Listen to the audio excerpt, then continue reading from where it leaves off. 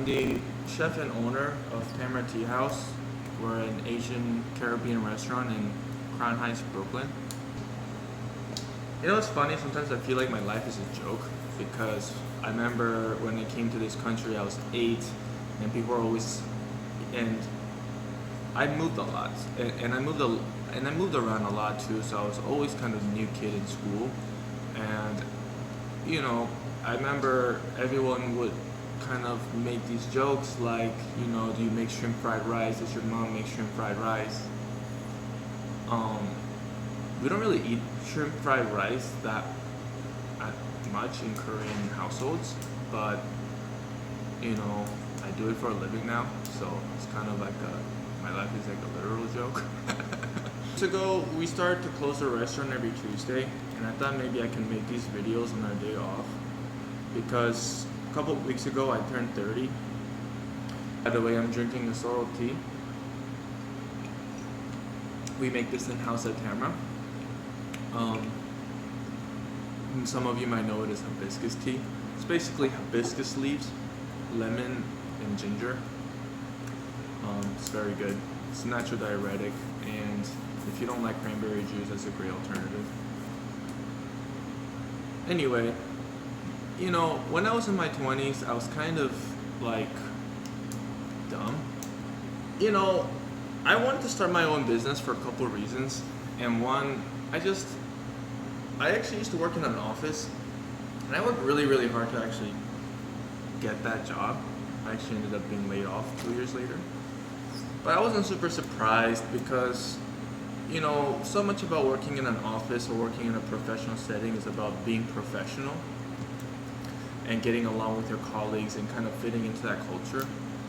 And, you know, if your parents work in dry cleaners and restaurants, and if nobody in your life works that kind of job, it's really hard for you to kind of like understand the culture or fit into that world.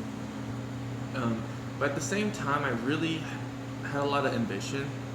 You know, I went through a lot, you know, immigrating to this country and growing up here, and so did my family. So, you know, a lot of immigrant, I think children will tell you this, is, you know, you have this crazy drive and motivation to succeed because, hold on, I think I have a vendor here.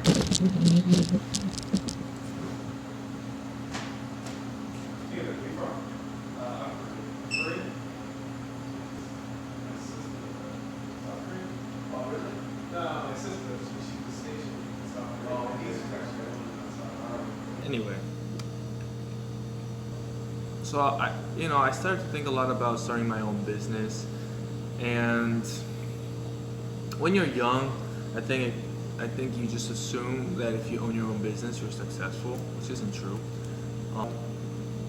But I knew I needed to do, you know, what you call low barrier entry business, because I didn't have any money, and I also didn't really have any skills, and I was dumb. So I'm thinking about, okay, well, what can I do? And you know, I started, you know, and I briefly started like a music production business. I was trying to make beats for different rappers, and that didn't really work out at all.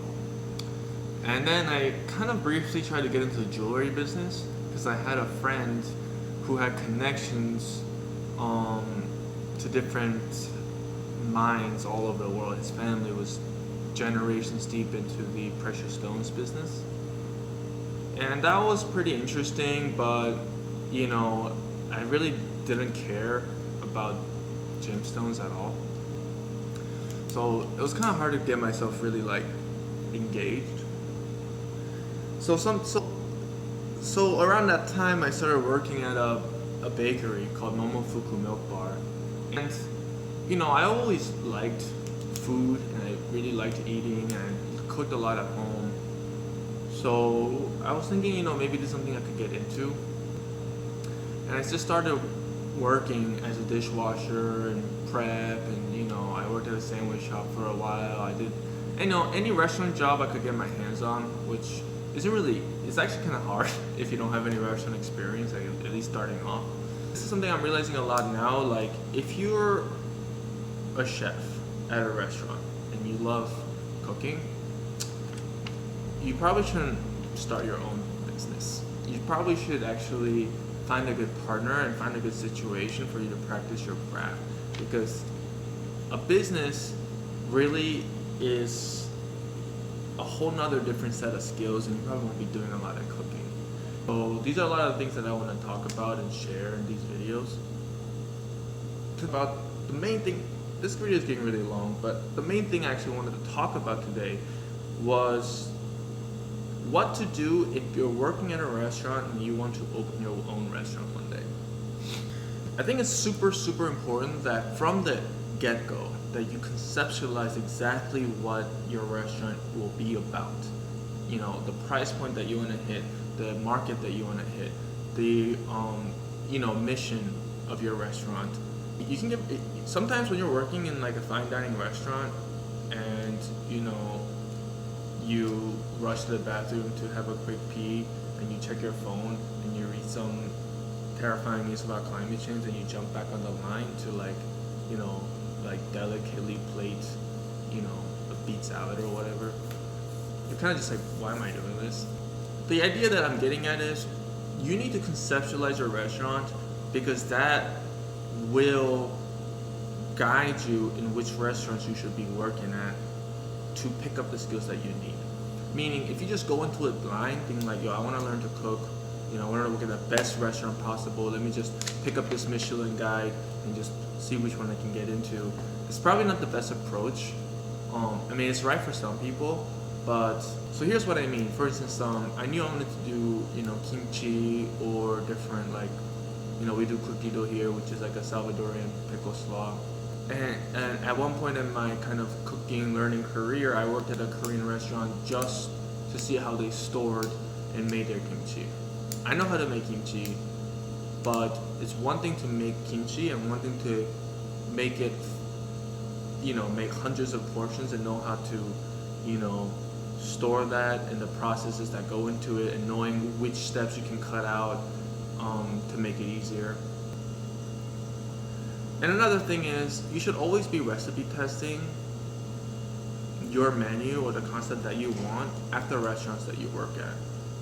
And there's always like ways you could go about doing that. Like for me, I always made family meal, and that's a great way to test out your concepts and actually get live feedback from the chef and the staff there. Don't focus so much on just, well, I need to be the best cook possible, I need to learn every skill, I need to learn pastry, soup, salad, and I need to know how to break down every kind of protein under the sun, I need to know how to handle, truffles and lobster or whatever, but from day one I knew I'd probably never have lobster on my menu, so I don't really care about learning that. And so you're never going to learn everything. Cooking is too hard and too vast to learn everything. So, you need to approach this like a business mindset, not like an academic mindset per se. Just know what you want and work at the places that will teach you the most. And the last thing is, before you get hired at a restaurant, usually there's a trail. And you're gonna go there for a couple of hours and work the line or prep and do some things for free. And it's considered kind of like a job interview, but it's also an interview for you to see who's working there. And if you're like me, you don't know, if you're just going at this on your own and trying to do everything on your own, which I wouldn't recommend, but if you are, and maybe you have to, it's really nice to find a mentor or an investor or a potential chef or a sous chef that you could bring with you when you open your place.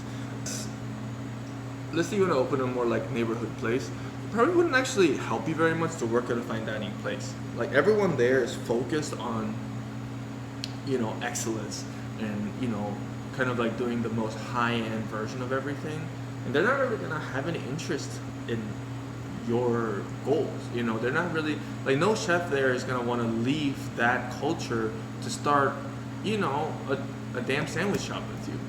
But maybe if you work at your local, let's say, taqueria, you actually might meet somebody who's super talented, who's kind of hit a ceiling there, who, you know, want to break out and do something on their own, and like, you know, that might be an excellent person for you to know. Or, you know, a chef working somewhere more in like the mid-tier range probably be more willing to like mentor you than somebody who's a superstar who have no time to has barely any time to spend at the restaurant. Forget mentoring you.